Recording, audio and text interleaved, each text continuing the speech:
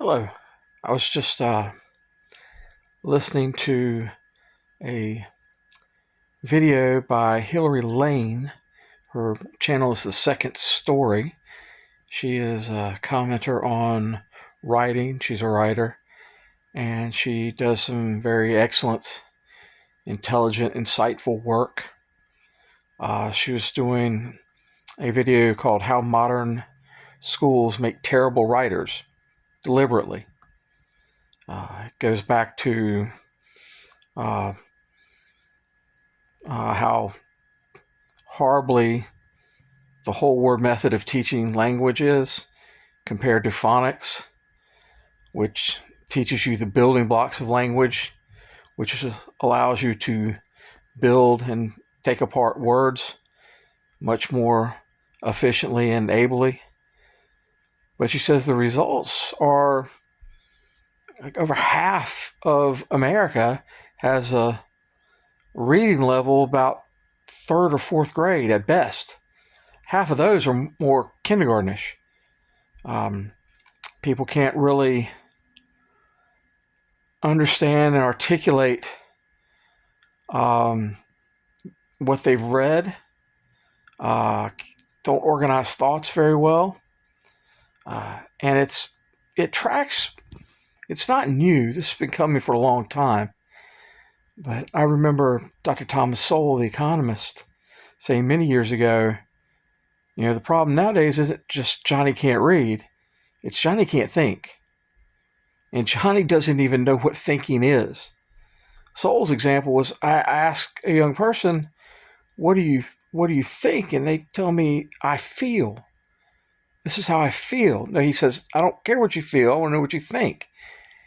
And they were lost. Miss Lane says it's gotten even worse.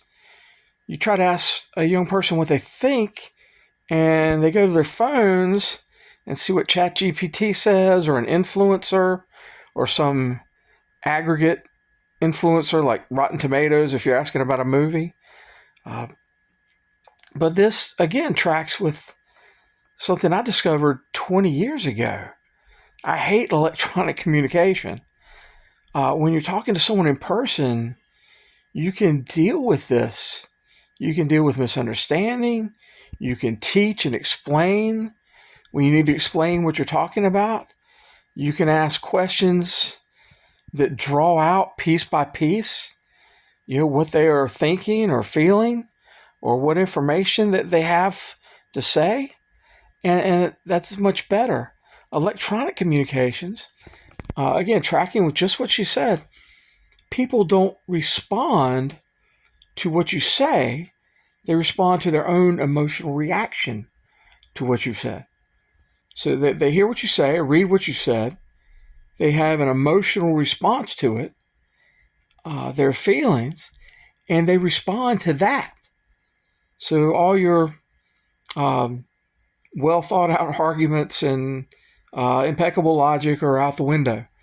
And it's very frustrating to talk that way because you're not really having an interactive conversation, and it's very unproductive.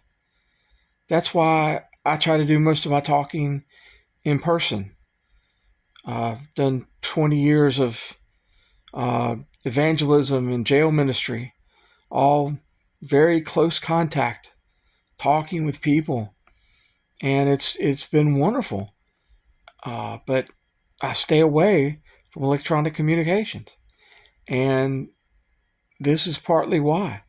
And I'm grateful. I praise the Lord. We've homeschooled our kids, and they are, well, they have an excellent level of literacy, and they love to read.